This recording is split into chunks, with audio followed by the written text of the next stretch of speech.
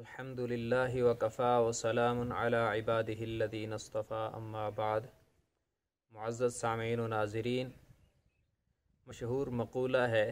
کہ نزل القرآن فی العرب وفہم فی الہند وقرئ فی مصر،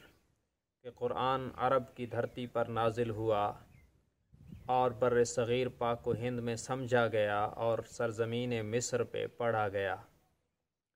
اور حقیقت بھی یہی ہے کہ سرزمین مصر سے ایسے ایسے قرائے کرام پیدا ہوئے جو اپنی مثال آپ ہی رہے، لاسانی اور ضرب المثل بنے۔ انہی خوش نصیب قرائے کرام میں ایک درخشندہ اور چمکتا ہوا نام شیخ عبد الباسط محمد عبد الصمد رحمہ اللہ کا ہے۔ آپ رحمہ اللہ کو اللہ تبارک و تعالی نے خوبصورت سریلی آواز اور قرآن کریم کو پڑھنے کا بہترین انداز خصوصی ودیت فرمایا تھا۔ فنا فی القرآن ہو کر پڑھنا آپ کا خاصہ تھا، اور قرآنی اسرار و رموز اور معانی کی فصاحت و بلاغت میں غوطہ زن ہو کر پڑھنا یہ آپ کا طرۂ امتیاز تھا، اور یہی وجہ ہے کہ آپ کی تلاوت کی تعریف صرف اپنوں نے نہیں بلکہ غیروں نے بھی کی ہے۔ اور بات صرف یہاں تک نہیں رکی کہ غیروں نے صرف آپ کی تلاوت کی تعریف کی، بلکہ ایسا بھی ہوا کہ غیر مسلم آپ کی تلاوت سے متاثر ہو کر اسلام کے مقدس حلقہ میں داخل ہونے پر مجبور ہوئے ہیں۔ اور شیخ صاحب رحمہ اللہ کا یہ خاصہ تھا کہ مسجد الحرام کیا، مسجد نبوی کیا اور مسجد اقصیٰ کیا، ہمارے ہر مقدس مقام پر آپ کی قرآنی صدائیں گونجی ہیں۔ حرمین سے لے کر بیت المقدس تک اور اپنے دیار سے لے کر دیار غیر تک، اسلامی ممالک صرف نہیں بلکہ دیگر ممالک میں بھی، غیر مسلم ممالک میں بھی شاید ہی دنیا کے خطے پر کوئی ایسا ملک ہو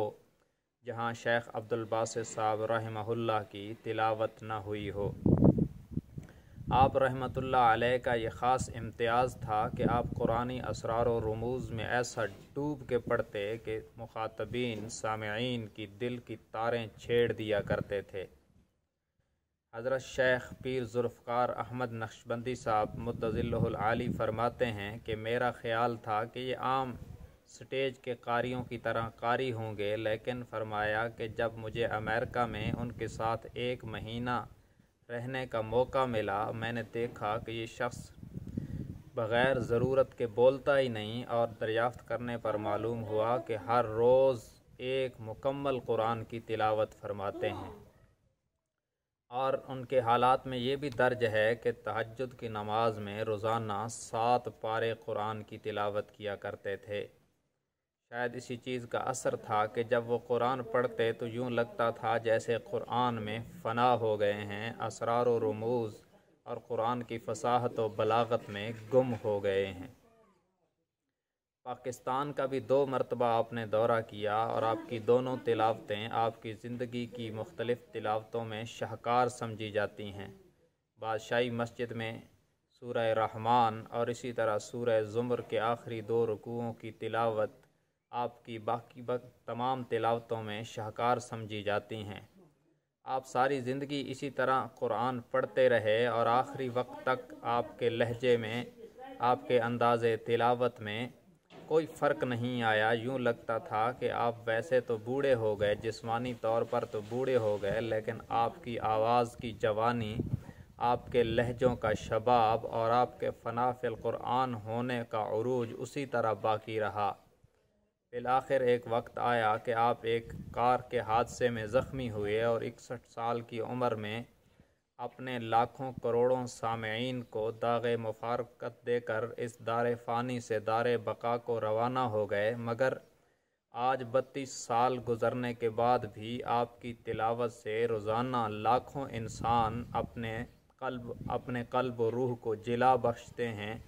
اور اپنے دل کی دنیا کو زندہ کرنے کا ذریعہ، اپنی دل کی دنیا کو زندہ کرتے ہیں۔ حضرت شیخ کی تلاوتوں سے، ان کی تلاوتیں ایسے امر ہوئی ہیں کہ شاید ماضی قریب میں ان جیسا فنا فی القرآن ہو کے پڑھنے والا کوئی مجھے معلوم نہیں ہے کہ کوئی ایسا شخص آیا ہو جو اس طرح قرآن میں فنا ہو کے پڑھتا ہو، بہت سے لمبی سانسوں والے اور بہت سے فن جاننے والے، قواعد جاننے والے تو شاید ان سے زیادہ کئی ہوں گے، لیکن ان کی طرح قرآن میں فنا ہو کر درد و گداز میں ڈوب کے پڑھنے والا کم از کم میری معلومات میں کوئی ایسا نہیں جو ماضی قریب میں اور زمانہ حال میں کوئی ایک بندہ بھی موجود ہو جسے حقیقی معنوں میں شیخ عبدالباسط صاحب رحمہ اللہ کا ثانی کہا جا سکے۔ اللہ تبارک و تعالی شیخ کی مرکت پر کروڑوں اربوں خربوں رحمتوں کا نزول فرمائے۔ وآخر دعوانا ان الحمد للہ رب العالمین۔